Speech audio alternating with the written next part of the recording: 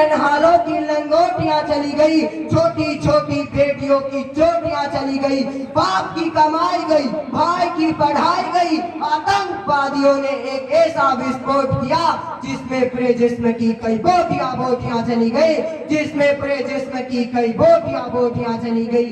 अरे हमारे लिए तो एक आदमी मरा है साहब, कई घरों की तो रोटियां ही चली गई। मैं नहीं मानता कि फेसबुक, इंस्टाग्राम और व्हाट्सएप की डीपी को 3 रंगों से रंगना सच्ची देशभक्ति है। यदि आप कहेंगे वर्ष में 2 बार 15 अगस्त और 26 जनवरी को हाथ में तिरंगा लेना सच्ची देशभक्ति है, तो मैं पूछना चाहूंगा कि फुटपाथ पर रहने वाला गरीब का बच्चा जब कड़ी धूप में नंगे पांव तिरंगे बेच रहा होता है, तो क्या आप उसे उसकी देशभक्ति कहेंगे? नहीं, ये उसकी देशभक्ति नहीं है, बल्कि उसकी पेट की भूख है जो उसे ऐसा करने के लिए मजबूर कर रही है।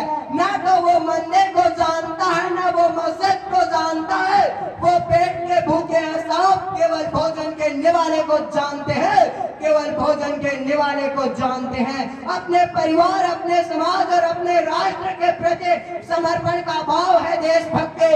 हर आतंकवादी के जीवन में आने वाला तूफान है देशभक्ति, ताकि हर आतंकवादी यह समझ सके अगर तू परिंदा है तो ये आसमान तेरे लिए है, अगर तू दरिंदा है तो ये शमशान तेरे लिए है।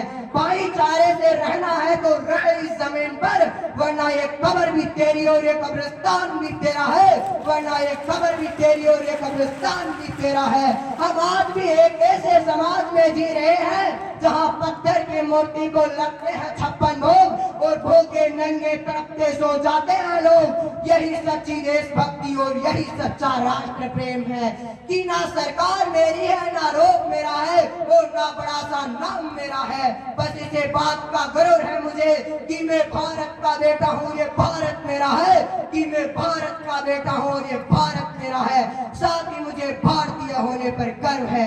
कहा जाता है कि हम दुनिया के सबसे बड़े लोकतंत्र हैं, जिसमें हिंदू पैदा होता है, मुसलमान पैदा होता है और ईसाई पैदा होता है, लेकिन बदकिस्मती से इंसान पैदा नहीं होता।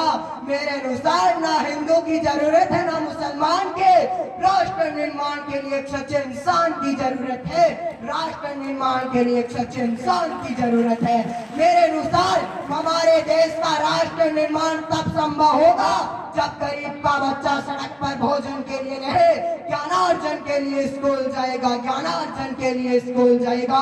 अब मैं सैल्यूट करना चाहूंगा सरहद पर दिन रात हमारी रक्षा कर रहे उन जवानों को, इस देश के पुलिस प्रशासन और किसानों को, जिनके बिना राष्ट्र निर्माण की कल्पना करना भी असंभव सा लगता है। मैं भारत का बेटा आज इस मंच के माध्यम से आह्वान करता हूँ कि हमारे देश का राष्ट्र निर्माण तब संभव होगा जब हम सब आप और मैं मिलकर प्रयास करेंगे, क्योंकि हमारी जिम्मेदारी हमारे राष्ट्र को आगे ले जाने की, हमारे राष्ट्र की जिम्मेदारी नहीं है हम सबको आगे ले जाने की। नफरत बुरी है, न पालो इसे, दिलों में खाली है निकालो इसे, न तेरा न मेरा न इसका न उसका न इसका, ये सबका वतन है संभालो इसे, ये सबका वतन है संभालो इसे।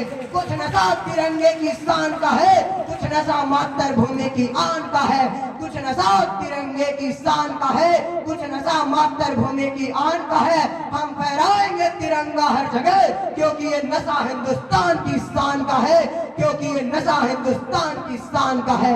अंत में मैं यही कहना चाहूंगा कि मेरा हिंदुस्तान महान था, महान है और महान ही रहेगा। जय हिंद, जय भारत, जय जवान, जय किसान, जय जय